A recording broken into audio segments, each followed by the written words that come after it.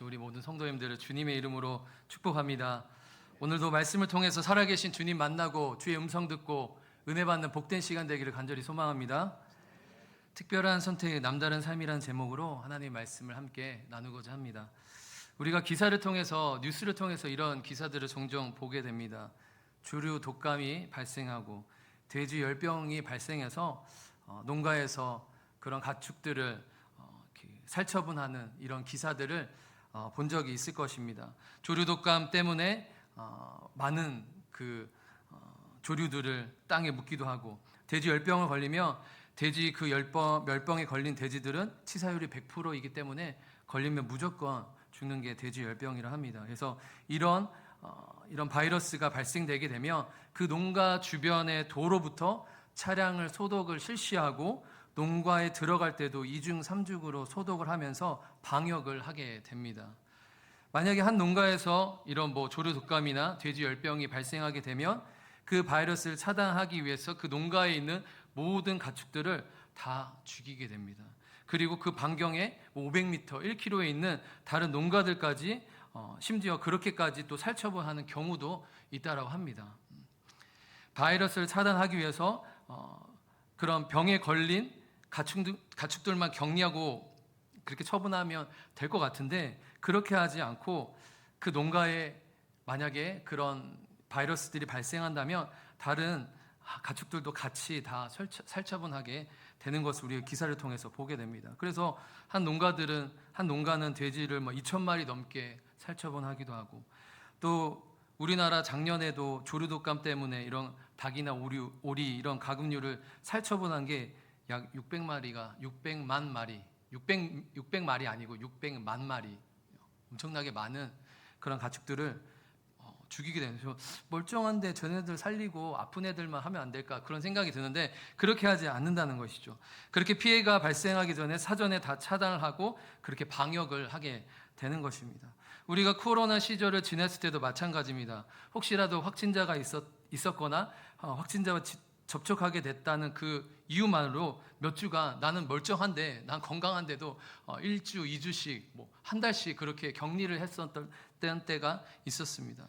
왜 그러냐면 바이러스를 차단하기 위해서, 확산을 막기 위해서 그렇게 강력한 방역 조치를 취했던 시절이 있게 되는 것이죠.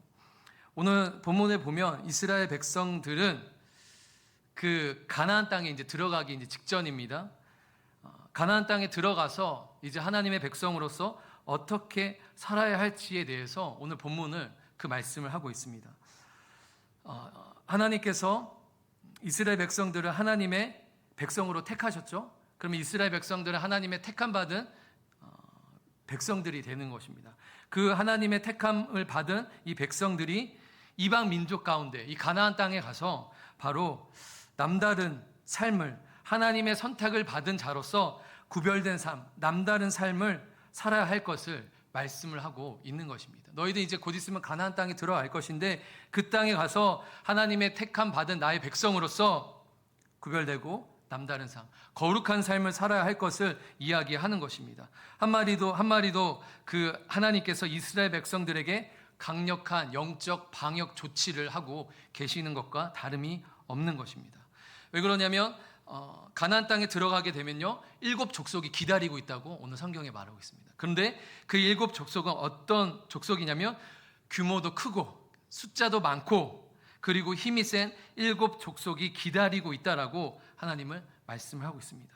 그런데 그 하나님께서 그 7 족속을 치게 하실 때에 이스라엘 너희 백성들, 그 민족들을 하나도 남기지 말고 다 진멸해야 한다라고 그렇게 명령하고 계십니다.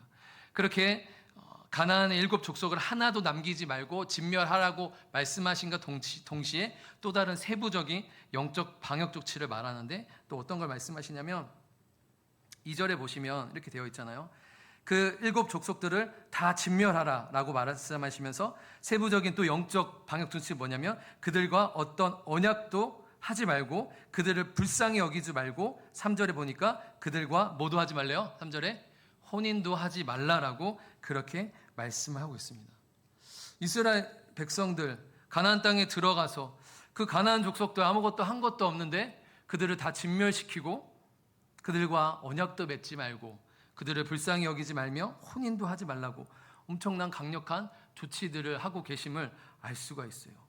어떻게 보면 너무나도 심한 조치가 아닌가 생각이 들어요. 들어가서 가나안 땅에 들어가서 적당히 가나안 민족들과 친하게 잘 지내면서 그렇게 같이 잘 살면 좋을 것 같은데 하나님은 그렇게 하라고 말씀하지 않고 오히려 약속도 하지 말고 불쌍히 여기지 말고 혼인도 맺지 말고 다 진멸하라 라고 그렇게 말씀하고 있습니다. 그런데 그 이유를 설명하는 게 4절인데요. 4절에서 하시는 말씀, 우리 4절 말씀 한번 같이 읽어볼까요? 본문 4절 말씀 우리 크게 읽어봅시다. 시작. 그가 아들을 유혹하여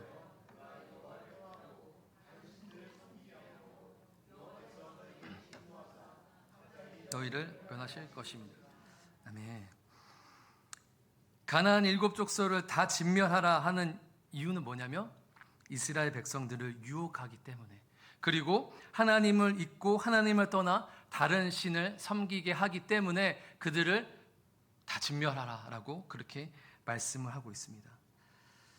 하나님은 사전에 우상 숭배를 차단할 것을 말씀하고 있는 거야.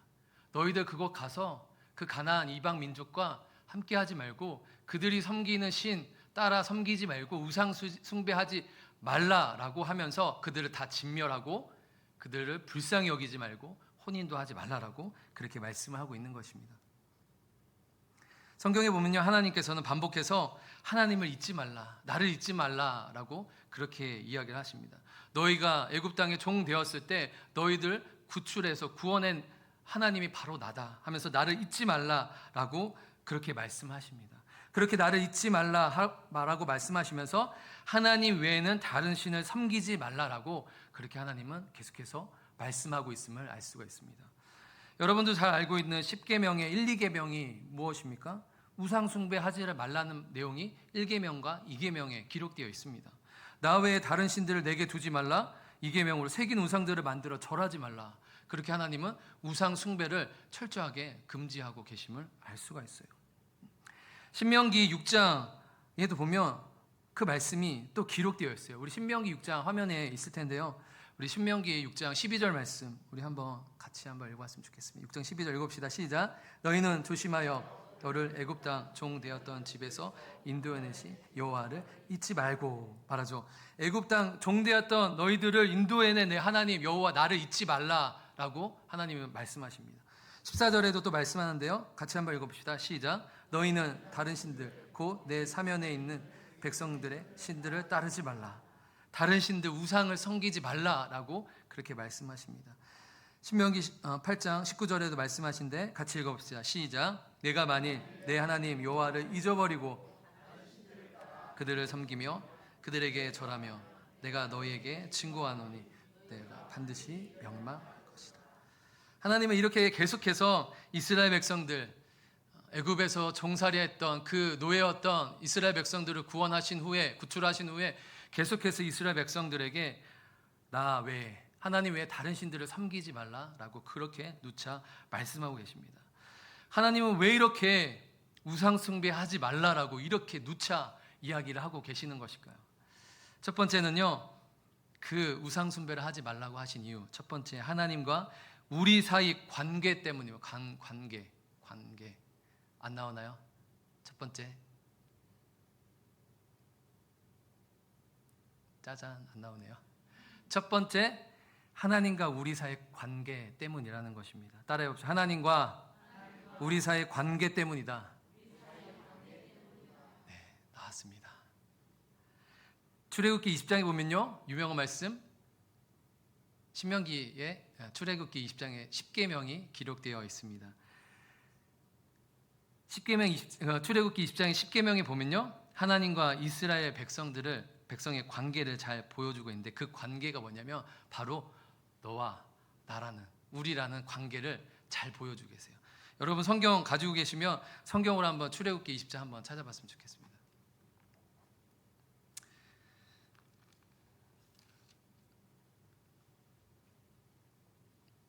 출애굽기 20장 찾아보시죠. 앞으로 가셔야 돼요. 신명기인데 뒤로 가시면서 출애굽기 어딨냐 뒤에서 찾으시면 안 되고 앞으로 가셔서 출애굽기 20장 찾으셨죠? 1절부터 6절까지 보면 하나님과 우리의 관계, 너와 나라는 관계가 잘 드러나 있습니다. 2절에 보면 나는 너를 애굽 땅 종되었던 집에서 인도해낸 너의 하나님이라라고 너와 나를 말씀하고 있죠. 맞죠? 3절에 너는 나 외에 다른 신들을 내게 두지 말라. 너와 나를 이야기하고 있죠. 4절에 너를 위하여 새긴 우상을 만들지 말라 말씀하고 있죠. 5절에 봐요. 그것들을 절하지 말며 그것들을 섬기지 말라. 나 너의 하나님 여호와는 질투하는 하나님이다 말씀합니다. 6절에 나를 사랑하고 내 계명을 지키는 자. 7절에 너는 너의 하나님 여호와의 이름을 망령되게 부르지 말라. 출애굽기에서 계속해서 등장하는 관계가 뭐라고요? 너와 나, 우리라는 관계. 하나님과 이스라엘 백성, 이 관계가 계속해서 기록되어 있음을 알 수 있습니다. 하나님은 하나님 되시고 이스라엘 백성들은 하나님의 백성이라는 이 관계가 잘 드러나고 있는 것입니다. 이 출애굽기, 이 말씀을 통해 십계명을 통하여서 결국 나는 너희의 하나님이고 너는 나의 백성이니까 너는 나를 섬겨야 되고 너는 우상을 섬겨서는 안 된다. 너와 나의 관계를 보여주고 있는 겁니다. 사람과의 관계도 마찬가지입니다. 남남일 때는 별 문제가 안 되는데 남남일 때는 근데 너와 나라는 관계가 형성되면 달라지는 거예요. 남남일 때는 별로 신경 안 써요. 그런데 옆집 남편이 늦게 들어오든 일찍 들어오든 상관이 있어요, 없어요? 옆집 남편이 일찍 들어오든 늦게 들어오든 상관이 없어요. 근데 단지 흉볼 때는 필요하겠죠. 옆집 남자 보니까 늦게 들어오고 술 먹고 들어오더라. 흉볼 때는 필요한데 그게 나한테 열불 나는 일은 아니잖아요. 이 남편을 이걸 어떻게 이 열불 나는 일은 아니잖아요. 왜냐면 남남이니까. 옆집 남자는 상관이 없어요. 그런데 우리 남편이 쓸데없이 늦게 들어오면 이거는 열불 나는 일이 아니에요. 아니에요? 괜찮아요. 늦게 들어오라고요? 오히려 안 들어오면 더 좋은 거예요? 그렇게 되는 거예요? 아닐 거라고 생각합니다. 일하면서 야근하면서 늦게 들어오면 상관없지만 쓸데없이 어디 돌아다니고 친구 만나고 다니고 그런다면 이거는 문제가 열받는 일인 거예요. 남녀 간의 관계도 마찬가지고 오늘부터 우리 1일이야 하면 그때부터 관계가 달라지는 거예요. 오늘부터 1일이라고 하는 순간부터 너와 나의 관계는 달라지는 거예요. 근데 아름다운 구속이 시작되는 거예요. 그때는 이제 잘해야 되는 것이죠. 우리부터 오늘부터 1일이야 했는데 그때도 똑같이 행동한다면 이제 이건 문제가 되는 것이죠. 남남이었을 때는 상관없는 일이지만 너와 내가 되었을 때는 이제 달라지는 거예요. 제깍제깍 집에 일찍도 들어와야 되고요. 때마다 연락을 해야 되는 것이고요. 혼자 마음대로 결정해서는 안 되는 것이고요. 다른 사람한테 한눈을 팔면 안 되는 거예요. 왜냐하면 너와 나라는 관계가 생기기 때문인 것이죠. 하나님께서도 하나님 외에 나 외에 다른 신을 섬기지 말라 말씀하신 것도 너와 나의 관계를 우리에게 보여주고 계시는 거예요. 우리는 더 이상 남남이 아니야 라고 하나님은 우리에게 말씀하고 있는 것이죠. 하나님도 이스라엘 백성과 남남이었다면요 10계명을 주시면서 그 10계명대로 살라고 요구하실 필요가 없을 겁니다. 그런데 하나님께서 이스라엘 백성을 택하시고 하나님의 백성 삼으시고 그들을 구원하셨기 때문에 너와 나 하나님과 이스라엘 백성이라는 관계가 있기 때문에 그때부터는 하나님 외에 다른 신을 섬겨서는 안 되게 되는 것입니다. 그렇게 관계가 형성되고 나면 그 관계를 유지하기 위해서 그 관계 때문에 반드시 해야 할 일들과 하지 말아야 할 것들이 생겨나게 되는 거예요. 왜 그러냐면 해야 할 일을 해야지 그 관계가 유지되는 거고 하지 말 것을 해버리면 그 관계는 깨지게 되는 것이죠. 이해가 되시죠? 네. 이해가 된다 이렇게 해주셔야지 다음으로 넘어갈 수 있습니다. 안 그러면 또 설명할 거니까요. 이해가 됐다 치고 그렇게 됐을 때 해야 할 일들을 해야 되고 하지 말아야 될 것들이 생겨요. 그 관계가 생기면. 근데 그렇게 하지 않으면 해야 할 일들을 하지 않고 하지 말 것들을 하면 그 관계가 깨지게 되는 것이죠. 예를 들어서 뭐 부부나 연인이나 남녀 커플이 길을 가고 있다고 생각해 보세요. 근데 이 남자친구가 다른 여자를 노골적으로 쳐다보면서 막 눈을 떼지 못하는 거예요. 막 침을 뭐 흘리려 흘리면서 쳐다보고 있는 거예요. 그러면 그 여자친구가 그걸 딱 봤어요. 그러면 이거는 큰 문제가 되는 것이죠. 아니 자기야 지금 어떻게 나를 두고 지금 저 여자 왜 저렇게 쳐다봐? 왜 그래? 어떻게 나 말고 다른 여자 쳐다볼 수 있어? 이렇게 되는 것이죠. 그러면 그날은 끝나는 거야. 집에 가야 되는 거죠. 그 관계는 유지될 수가 없는 것이죠. 그리고 바람을 피고 나서 사랑에 빠진 게 죄는 아니잖아, 이렇게 큰 소리 치면 큰 소리 친다고 되는 게 아니잖아요. 이거 대사 모르세요? 처음 들어보세요? 네. 바람 피워놓고 사랑에 빠진 건 죄가 아니자라고 할 수가 없는 것입니다. 바람 피고 나면 그 관계는 깨지게 되게 있는 것입니다. 하나님을 떠나서 우상 숭배하고 하나님 대신에 다른 것을 사랑한다면 하나님과 우리의 관계가 깨지게 되는 것입니다. 그 관계가 깨지게 되는 것이죠. 하나님을 대신해서 다른 것을 사랑하고 다른 것을 바라보고 다른 것에 눈길을 주는 우상 숭배로 말미암아 하나님과 맺어진 그 신령한 관계가 깨지지 않는 저와 여러분들 되기를 간절히 소망합니다. 그 관계를 유지하기 위해서는 해야 할 것과 하지 말아야 할 것이 있게 되는 것입니다. 그걸 통하여서 하나님과 신령한 관계가 더 깊어지는 그런 은혜가 있기를 간절히 소망합니다. 두 번째는요, 우리가 우상 숭배를 하지 말아야 하는, 하나님께서 하지 말라고 하신 이유는 다시 우리가 자유를 잃어버리기 때문입니다. 따라해 볼까요? 다시 자유를 잃어버리기 때문입니다.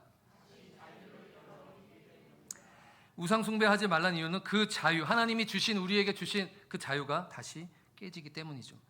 이스라엘 백성들에게는 애굽에서 노예로 지낸 기간이 있습니다. 400년 넘는 기간 동안 노예로 살아왔습니다. 하나님께서는 그렇게 애굽에 노예로 살아왔던 그 이스라엘 백성들을 택하셔서 해방시키시고 구원하셨습니다. 노예였다가 이제 하나님의 자녀, 하나님의 백성으로 신분이 바뀌게 되었던 것입니다. 그렇게 하나님의 택함을 받은 이스라엘 백성들이 이제 광야에 행진을 하고 있는 것입니다.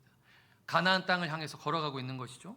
그런데 그 가나안 땅에는요, 그 이방 민족들이 섬기는 가짜 신들이 있었어요. 자신들이 만들어 놓은 가짜 신들을 섬기며 살았던 게 가나안 족속들이었습니다. 자신들이 인간이 만들어 놓은, 직접 만들어 놓은 그 가짜 신을 만들어 놓고 그것들이 자신들의 안전과 자신들의 풍요를 보장해 줄 것이라고 생각했습니다. 그래서 오늘 성경에 나왔던 아세라 상도 마찬가지, 5절에 나왔던 그 아세라 상을 찍어버리라고 그렇게 말하는데, 바알과 아세라 이런 우상들이 바로 풍요의 신들이에요. 물질의 신들이었다고요. 그 사람들이 직접 만들어 놓은 가짜 신들을 만들어 놓고 이것들이 안전을 보장해주고 나를 지켜주고 풍요함을 줄 것이라고 생각하면서 살아왔던 게 가나안 족속들이시죠. 그런데 오늘날도 결국에는 우리를 다시금 노예로 만드는 우상이 있다라면 바로 물질과 관련이 되어 있다라고 생각합니다. 물질. 요즘 뉴스를 보면 돈 때문에 건강을 해치면서 건강까지 해쳐가면서 돈을 열심히 버는 일들이 있습니다. 자신의 건강도 해쳐가면서 때로는 돈 때문에 가족과의 관계도 희생을 합니다. 내가 바쁘니까 내가 조금 더 많이 돈 좀 많이 벌고 좀 여유 있을 때 그때 우리 어디도 가고 어떻게 잘 지내보자, 가족과의 관계를 희생을 만들어 두게 됩니다. 그리고 또 기러기 또 아빠를 만들어 놓고 다른 와이프와 아내들은 또 해외에 가 있고 여기서 돈 벌어서 이 가족과의 관계를 희생하면서 그렇게 살아갑니다. 또 돈 때문에 부모와 또 자식 간의 싸움도, 심지어 살인도 일어나는 게 바로 돈 때문에 그런 일들이 생기게 되는 것이죠. 그래서 오늘날의 우상은 이런 물질과도 관련이 있게 되는 것이죠. 그래서 많은 사람들이 돈의 노예로, 물질의 노예로 살아가는 것이 바로 오늘날의 세상이라는 것이죠. 물질 만능주의, 돈의 노예가, 물질의 노예가 되는 것이죠. 제가 이걸 찾아보면서 우연히 이런 설문조사 봤는데, 이거 좀 옛날 이야기인 것 같은데 이런 설문조사가 있어요. 얼마 정도 당신에게 주면 가족 혹은 친구들과의 관계를 끊을 수 있겠습니까? 얼마면 될까라고 물어봤어요. 얼마면 돼? 얼마면 돼? 막 이렇게 물어봤어요. 했더니 했던 얘기가 50% 정도가 10억이면 내 친구와의 관계를 끊겠다, 가족과의 관계 끊겠다라고 이야기했습니다. 지금 몰라 더 많은 돈을 생각할 수도 있겠지만 그런 조사가 있었다. 50%가 조금 넘는 수치가 10억이면 내가 가족들과 친구들과 한번 관계 끊어볼게라고 50%가 이야기를 했다는 것입니다. 그러면 또 물어봤을 때 돈 걱정 없이 살기 위해 얼마 정도 드리면 될까요? 얘기했더니 대부분의 또 사람들이 한 20억 정도 있으면 조금 살만할 것 같습니다. 이렇게 이야기를 했다는 거예요. 그리고 또 한 질문했는데 이 둘 중에 어느 것이 더 행복하겠습니까? 이렇게 물어봤다는 것이죠. 나는 200만 원을 벌어요. 그런데 남들이 100만 원을 번다. 내가 200만 원 벌고 남들이 100만 원 버는 거. 또 다른 거는 나는 400만 원 벌어. 그러니까 내가 200만 원 벌었다가 2배 늘은 거죠. 그럼 400만 원 내가 벌어요. 근데 남들은 800만 원 벌어요. 내가 200만 원에다 400만 원을 늘었어요. 내가 돈이. 그런데 남들은 800만 원 벌어요. 그러면 둘 중에 어떤 것이 더 행복하겠습니까? 전자는 내가 200만 원 벌고 남들은 100만 원 버는 거. 후자는 내가 400만 원 벌고 남들이 800만 원. 나는 2배 늘었어요. 아까 전에보다. 어떤 게 더 행복한 것 같아요? 생각했을 때? 아니, 생각 없어요. 전자다 후자다 한번 말해보세요. 전자. 그렇죠. 전자라고 말씀하신 게 솔직하다고 생각합니다. 내가 200만 원 벌고 남이 100만 원 버는 게 좀 더 낫죠.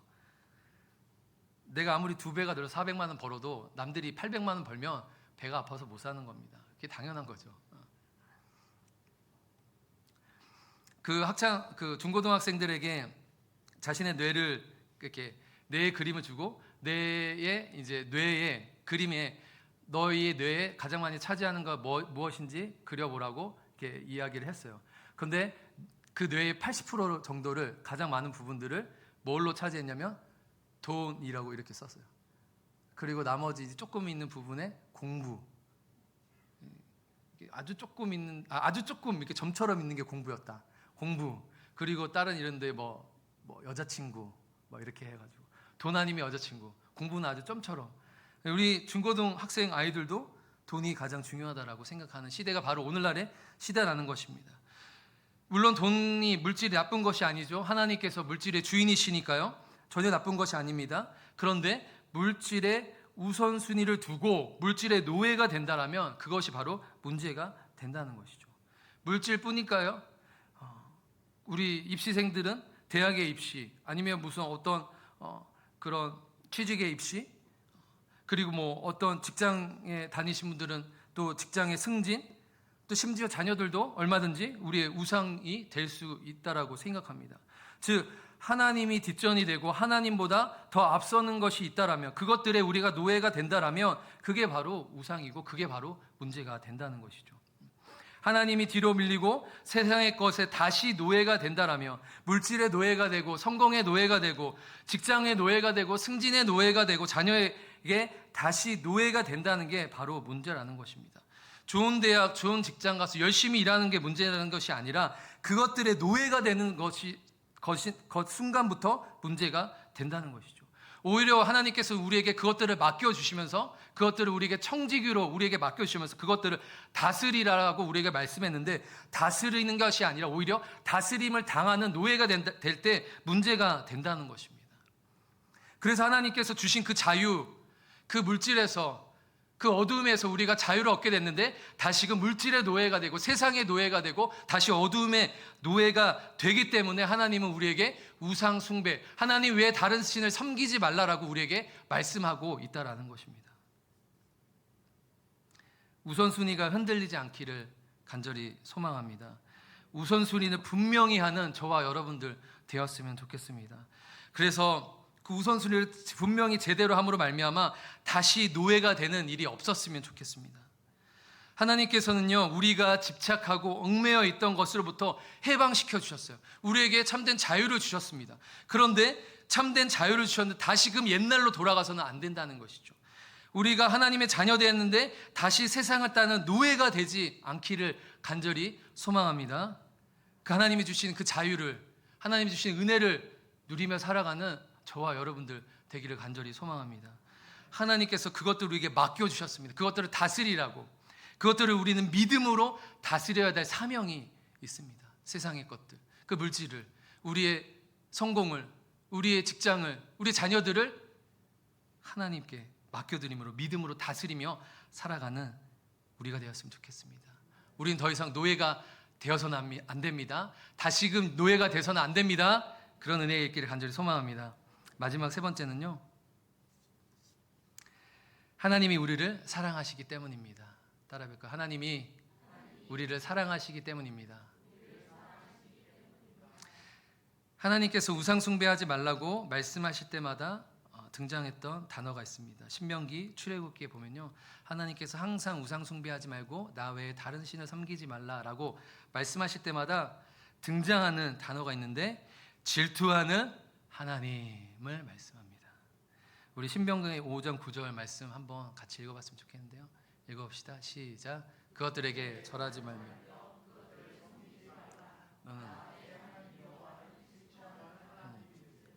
아멘. 우리 다음 구절 또 있는데 6장 15절 우리 한번 읽어볼까요? 같이 읽어봅시다. 시작. 너희 중에 계신 너희 하나님 여호와는 질투하시는 하나님이신지. 출애굽기 20장에도 똑같이 질투하시는 하나님이라고 말씀하고 있습니다. 하나님은 질투하시는 분이시랍니다. 하나님이 우리를 질투하신다고 그래요. 여러분들 질투해 보셨죠? 다 질투해 보셨을 거라고 생각합니다. 질투 안 해본 사람은 없습니다.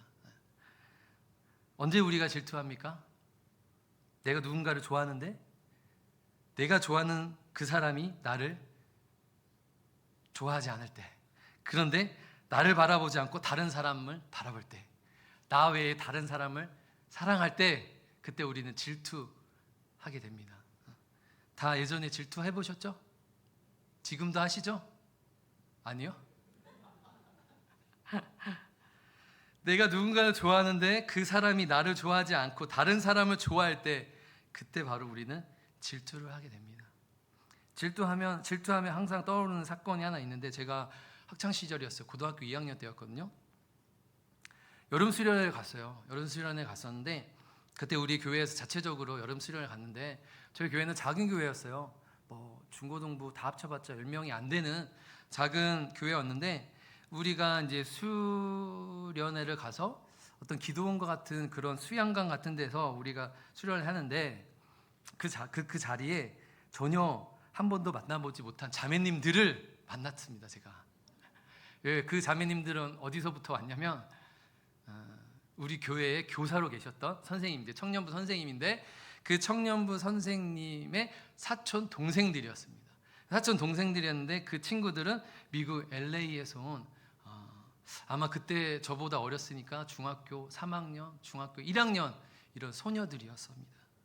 그 소녀들인데, 그 까무잡잡한 귀여운 소녀들이 한국말을 잘 못했어요. 그러니까 한국말을 알아듣는데, 이제 어려서 거기서 태어났기 때문에 한국말을 잘 못했어요. 한국말이 서툴어요. 그러니까 그 서툰 그 말들이 너무 귀여운 거예요. 오빠 이렇게 하는데, 오빠 하는데 너무 귀여운 거예요. 그런데 이러는 거예요. 오빠 이거 바이라민인데 한번 먹어봐 이러는 거야. 바이라민 먹어봐 이러는데, 근데 그때 당시에 고등학교 2학년이니까 바이라민이 뭔 말인지 모르겠어요. 바이라민 먹어봐 이러는데, 나중에 보니까 그게 비타민인 거예요. 비타민. 제가 고등학교 2학년 때 비타민을 먹겠어요. 또 바이라민이라는 단어도 처음 들어보고. 그러니까 그렇게 귀여운 소녀들이 있었는데, 이제 그 소녀들을 그 수련회 이제 좋아하게 된 거죠. 그런데 그것도 아셔야 됩니다. 제가 또 여러분들 딱 봐도 알겠지만 교회 오빠 출신이잖아요. 제가 봐도 교회 오빠 출신이어서 교회 오빠로서 인기가 있었어요. 그런데 저뿐만 아니라 또 저보다 한 살 어린 교회 오빠가 있었으니까 2명의 교회 오빠가 있었죠. 근데 이제 라이벌 관계인 거죠. 근데 그 소녀들이 저보다 그 한 살 어린 그 교회 오빠 2를 좋아하는 거예요. 교회 오빠 1이고 교회 오빠 2가 있는데, 교회 오빠 2를 좋아하는 거예요. 저한테 보가는 더 따라다니더라고요. 그 수련회 장소에서 교회 오빠 2는요, 저랑 또 성향이 달랐어요. 저는 이렇게 그냥 외모적으로 교회 오빠인데, 그 친구들 말을 잘하는 교회 오빠였어요. 그러니까 말빨이 센 거죠. 말빨을 이겨낼 수가 없었던 겁니다. 그러니까 이제 그 친구들은 오빠가 말도 재밌게 하니까, 이제 오빠 좋아하니까 이제 뭐 따라다닌 거죠.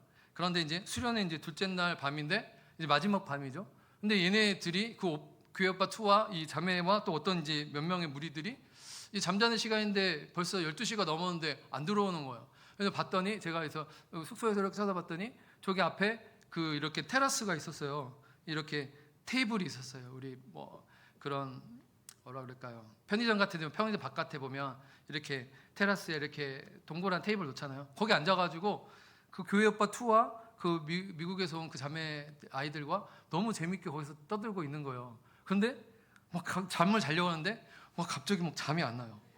왜 잠이 안 오지? 저는 이렇게 생각. 왜 내가 잠이 안 오지? 내가 은혜를 받았나? 이렇게 생각했는데 곰곰이 생각해봤는데 그게 아니다. 전혀 은혜 받지 않았습니다. 그때 잘 생각해보니까 이게 내가 걔네들 질투했구나 생각나는 거야. 내가 마음에 들어하는 그 자매들이, 아이들이 교회 오빠 투와 너무나도 잘 지내는 모습에 이제 참을 수가 없게 돼. 너무 열받아. 그런 일들이 있었습니다. 그 나머지 또 러브 스토리는 다음에 하고 길어지니까 또 그 외에 또 일들이 있었는데 그렇게 중요한 거 아니지만 다음에 한번 기회가 있을 때 해보겠습니다. 이처럼 하나님께서는요, 그렇게 우리를 사랑하시기 때문에 질투하신다라고 우리에게 말씀하고 있어요. 하나님은요, 여러분이라면 그저 그냥 좋은 거예요. 여러분이 너무나도 사랑스러운 겁니다.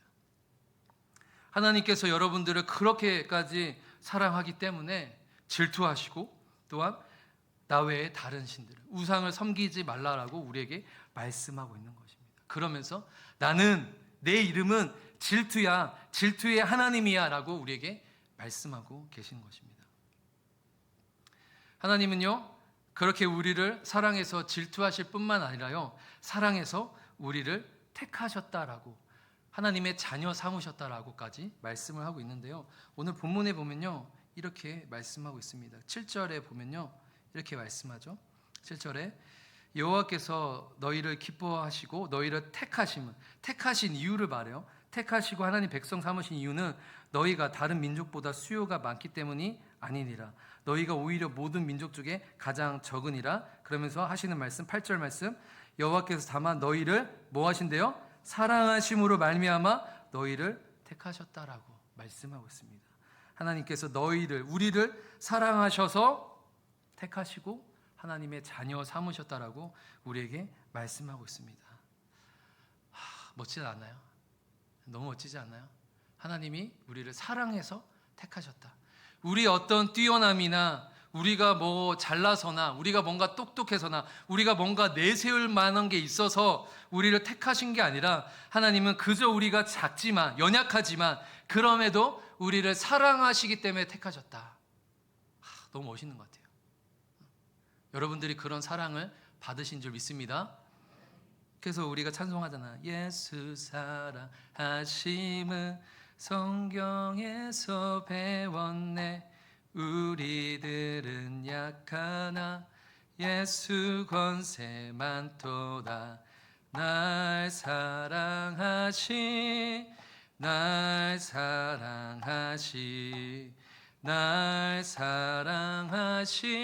성경에 쓰였네. 아멘.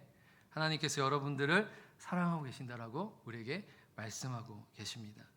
우리가 만약에 뭐 잘남으로, 내세울 만한 것으로, 똑똑함으로, 어떤 우리의 능력으로 하나님께 사랑받고 또 우리가 하나님의 백성 되고 또 그런 것들로 인해서 우리가 천국 간다라면 자신 있게 나는 그럴 수 있습니다라고 말할 수 있는 분이 계신가요? 다른 그럴 수 있습니다.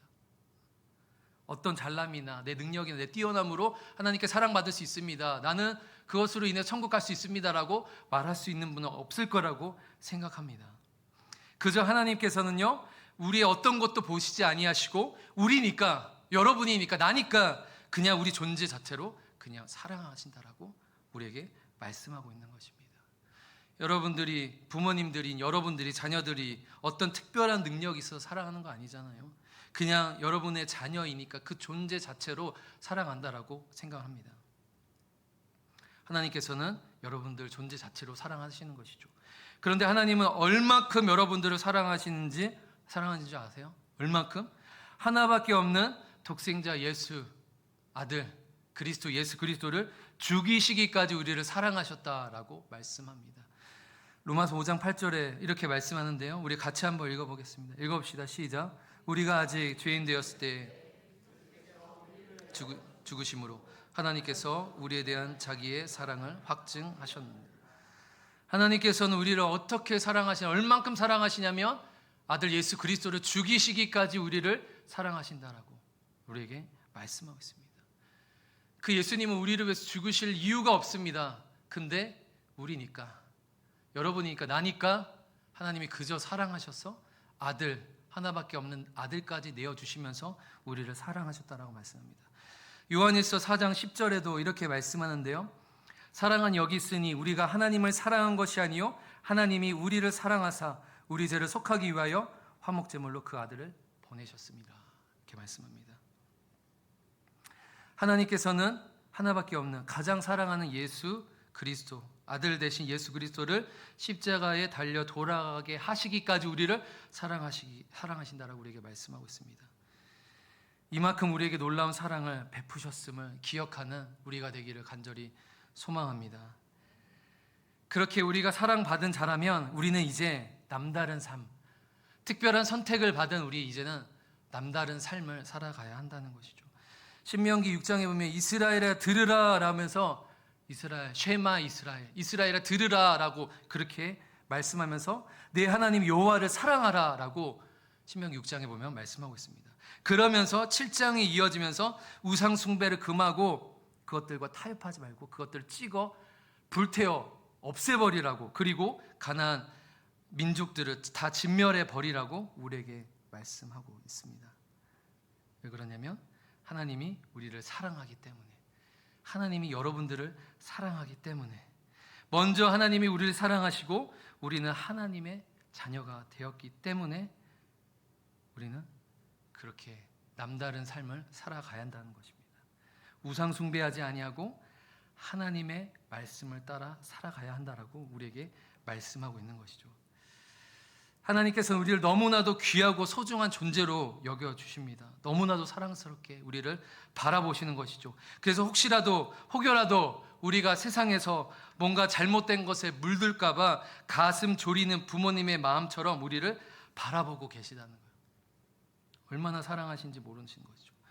스바냐 3장 17절, 아까 전에 우리 묵상 기도할 때 제가 스바냐 3장 17절을 읽었는데 제가 다시 한번 읽어드릴게요. 너희 하나님 여호와가 너희 가운데 계시니 그는 구원을 베푸실 전능자이시라. 그가 너로 말미암아 기쁨을 이기지 못하시며 너를 잠잠히 사랑하시며 너로 말미암아 즐거이 부르며 기뻐하시리라 말씀합니다. 하나님께서 우리를 보시면서 우리로 말미암아 기쁨을 이기지 못하고 우리를 사랑하시고 우리로 말미암아 즐거워하고 기뻐하신다라고 그렇게 말씀하고 있습니다.